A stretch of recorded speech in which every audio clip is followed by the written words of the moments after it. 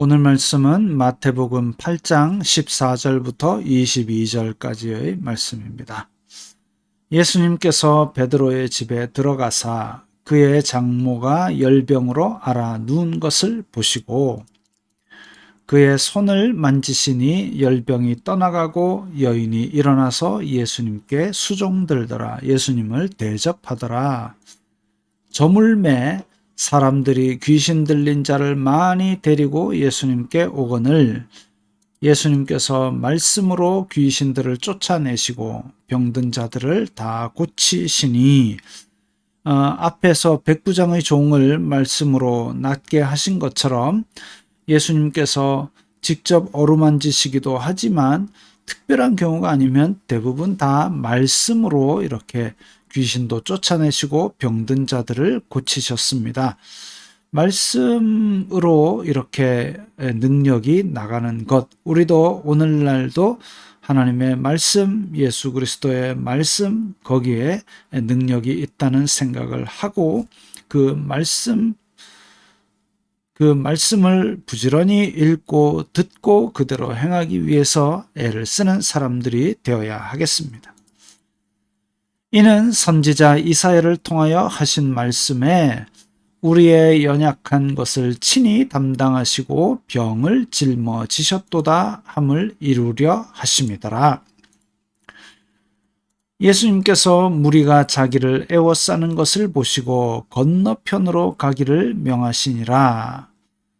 건너편이라는 것은 우리가 여기에 갈릴리 호수가 있는데요. 갈릴리 호수는 폭이 한 12km, 세로가 한 20km 정도 되는 부산보다 조금이 아니라 좀 많이 작은 그 정도 되는 호수입니다. 그런데 이 호수 지금 노란 가버나움 근처에 있는데 이제 건너편이다 그러면 어느 쪽으로 갈지 우리는 잘 모릅니다. 나중에 이제 나중 구절을 보면 또 지금 지도에 있는 파란 쪽 거라사 이쪽으로 가신 것으로 되어 있습니다. 건너편으로 가기를 명하시니라. 한 서기관이 나와 예수님께 아뢰되 선생님이여 어디로 가시든지 저는 따르리이다. 서기관 이러면 이제 성경 말씀을 필사를 해서 회당에 복원하는 그 이제 말씀을 직접 대하는 권위를 지닌 사람이지요. 또 2000년도 더 전에 그 글을 배웠다. 대단한 사람이죠. 그런 사람인데 선생님이여 어디로 가시든지 저는 따르리이다 라고 따라 나섰습니다. 어떻게 보면 존경받는 지도자니까 너 이렇게 따르냐? 대단하다 라고 할 수 있는데 예수님께서 이르시되 여우도 굴이 있고 공중의 새도 거처가 있는데 인자는 머리 둘 곳이 없다 하시더라. 그러고 나서 이 사람이 따랐는지 집에 갔는지 말이 없습니다. 아마도 집에 갔던 것 같아요. 그러니까 제가 병자 다 낫게 하는 예수님의 모습을 보고 멋지다. 여기 따라다니면 진짜 막 부귀 영화와 한 자리 얻을지도 모른다라는 생각을 했을지도 모르겠습니다.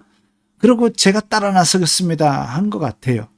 그래서 예수님께서 가장 핵심적인 그 사람이 생각하는 핵심적인 부분을 찌르신 거죠. 야, 나는 오늘 저녁에 잘 곳도 없다 라고 말씀을 하시니까 그 다음에는 그 사람에 대한 기록이 없습니다. 제자 중에 또 한 사람이 이르되 주여 내가 먼저 가서 내 아버지를 장사하게 허락하옵소서. 자, 부친상입니다. 가야지요. 근데 예수님께서 이르시되 죽은 자들이 그들의 죽은 자들을 장사하게 하고 너는 나를 따르라 하시니라. 물론 예수님을 따른다고 해서 부모의 장례를 하찮게 여겨라 이런 얘기가 아닙니다. 그런데 아마도 지금 이 제자는 어떤 손에 쟁기를 잡고 뒤를 돌아다 보는 것처럼 자꾸만 결단을 하고 돌이키기보다는 여기저기 메인 것들을 자꾸 손을 대려는 그런 마음이 있었던 것 같습니다.